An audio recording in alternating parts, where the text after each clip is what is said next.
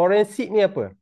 Forensik leads funnel ni, nama dia macam jargon sikit lah, macam susah nak sebut. Tapi bahasa mudah dia adalah kita forensik, kita nak kaji data-data kita di mana punca menyebabkan iklan kita tu tak jadi.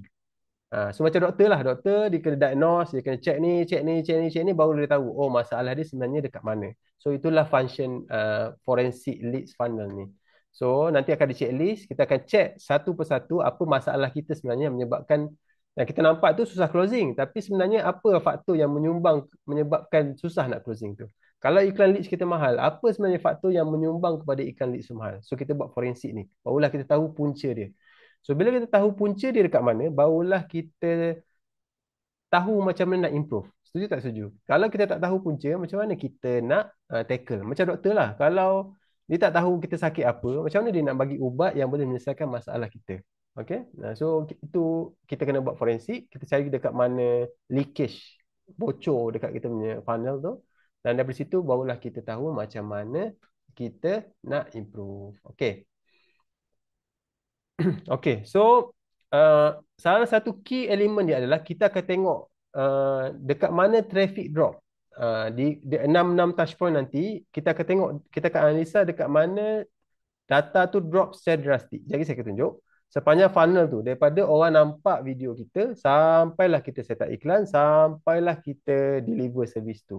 So dekat mana touch point di mana traffic tu jatuh. Maksud dia ada faktor-faktor yang mempengaruhi result iklan leads tu. So dia bukannya run iklan semata-mata, dia ada most likely benda ni lah.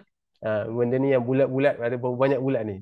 2, 4, 6, 8, 10, 12, 13. So ada 13 bulat ni yang akan mempengaruhi secara langsung ataupun tak langsung result result iklan leads kita. Okay? So sebenarnya tak mudah. Sebenarnya tak mudah tapi tak mustahil lah. Macam mana kita nak boleh skill macam tu lah.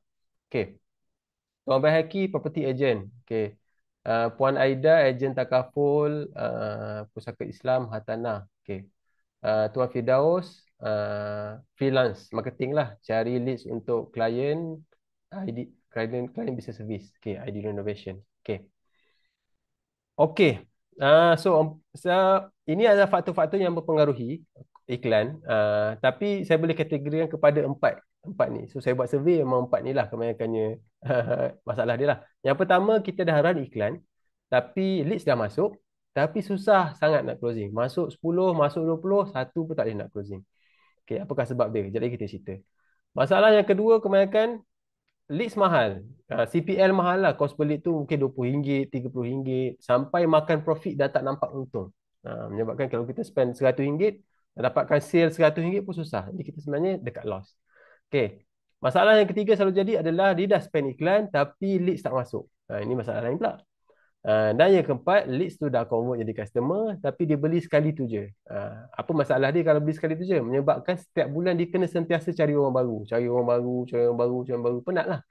Kalau dia stop iklan satu bulan tu, sebab dia tak ada customer repeat, menyebabkan sekali tu je lah orang beli. Jadi setiap bulan dia akan struggle untuk cari customer baru, customer baru, customer baru. Okay.